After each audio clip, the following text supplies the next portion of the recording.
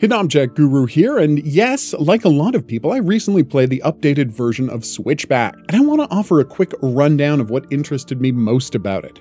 First, there's the graphical improvements. I did not notice these. Wish I could say that I did, but nope.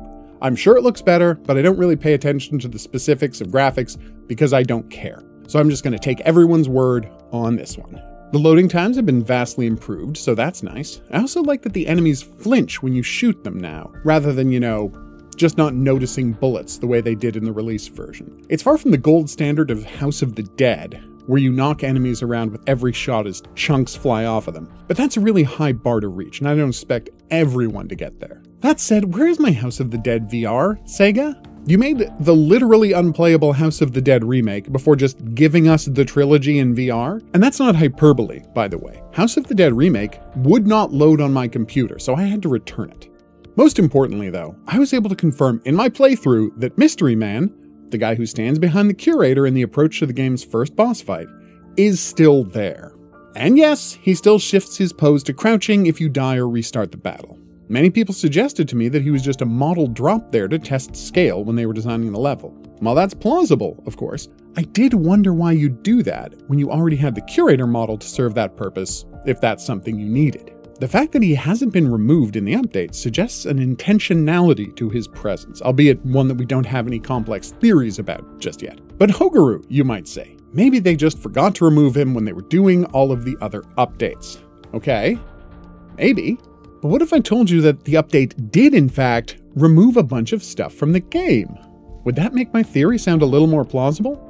This is the training level of Switchback, where you tool around a snowy forest designed to give you fond memories of Rush of Blood. And yes, it did succeed at doing that.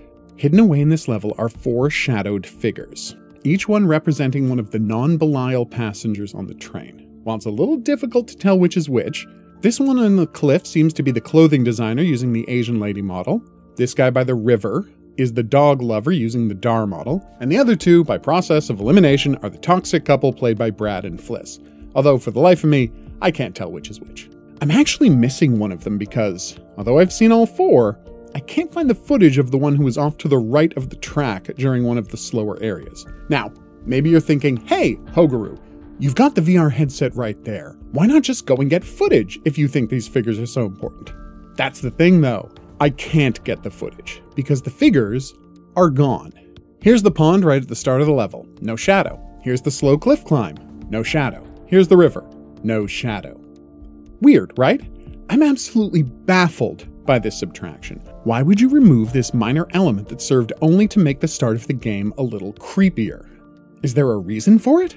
I mean, unless, of course, this was all like a hilarious mistake, and the Mystery Man actually was an accident, then during the update process, a work order was put in to remove the shadow figure in level 2.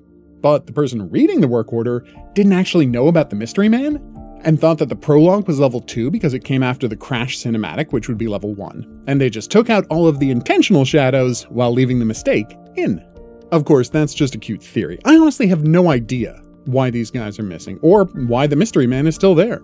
Hopefully it's something we'll find out soon. Oh, and here's one last puzzler to think about. Check out what happened in my download folder when I was updating Switchback. The unlock key for a curator's cut. What on earth is that doing there? Has anyone seen even the slightest sign of unlockable content anywhere in the game? Be sure to let me know if you have. For now, I've been the Hidden Object Guru. Thanks for watching. If you had a good time and you'd like to see more, there's buttons coming up to help you with that. Questions, suggestions, and requests for different topics go in the comments section below the video. I'm going to see you back here for more Supermassive Game videos, but until then I'll say that's right, au revoir.